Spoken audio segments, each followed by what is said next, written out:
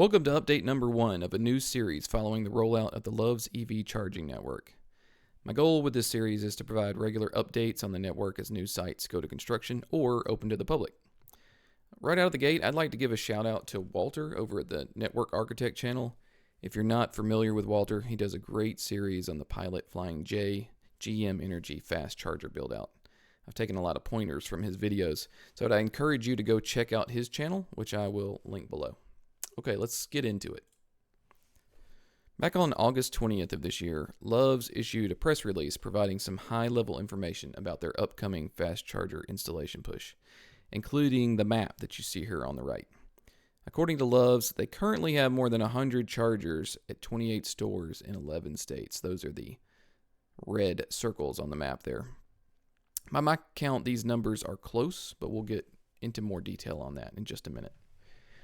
The press release mentions that all charger sites will be located in close proximity to interstates or major highways and will be operated and staffed 24/7, which the Love's locations are already anyway. Perhaps most important, they anticipate the charger locations to be covered and to provide trash cans and windshield washing equipment. If you're already a regular EV road tripper, those are amenities that you see far too rarely. So I'm glad to see those included. Construction has or is expected to start in 3 states, New York, Pennsylvania, and Kentucky, before the end of 2024.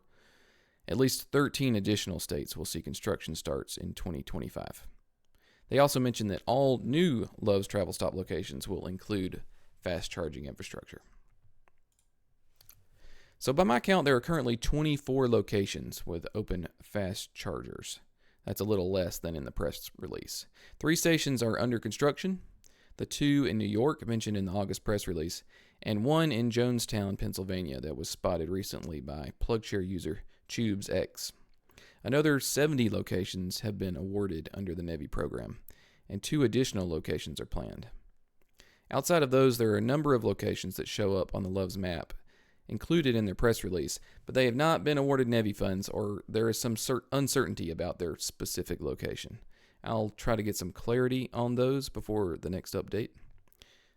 If you want to see an interactive version of this map, I'll leave a link to that below as well. Also, if you have any insight on particular locations or updates to the information I have here, please feel free to share that in the comments as well. The 24 existing Loves with fast chargers have a mix of several different Chargepoint operators. It appears in most cases Love's was approached by these CPOs as a potential partner rather than the other way around. The current sites in California are primarily EV Connect, while Francis Energy has a number of stations in Oklahoma. The remainder of currently open sites are a mix of Tesla, EA, and mostly lower power Chargepoint units. Love's has included a bit of stock imagery with their press release, and it indicates that the Chargepoint Express units will be utilized going forward. You may have seen these at the Buc-ee's that have had chargers put in on the Mercedes-Benz network. While it's possible there still will be a mix of equipment nationwide, the Colorado NEV Awards do specifically list this Chargepoint hardware for the Love's locations in that state. So I think it's a safe bet that most, if not all, of the early installations will feature that Chargepoint hardware. Looking a bit closer at the location of NEV Awards shows just how heavily Love's will rely on this funding mechanism for their initial rollout. There are a total of 64 awards thus far. 7 states, including my home state of Alabama, have awarded 5 or more sites to Love's. And if I may editorialize a bit, I think that several of these states have been wise to award large chunks of their fast charger locations to one site host.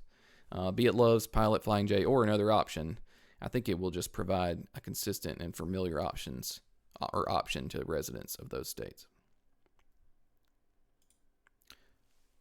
Lastly, let's take a look at the concentration of stations along the various interstates and state routes.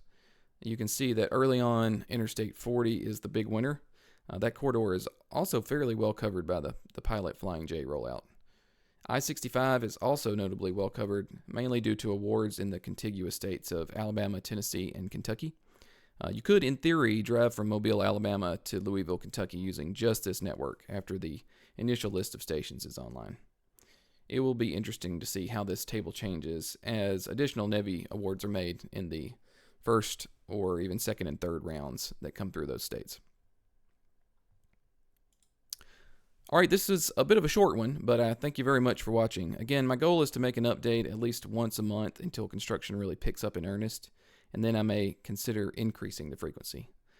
Please subscribe if you're interested in those updates, and I appreciate any feedback you have that could make future videos more useful. Have a good one.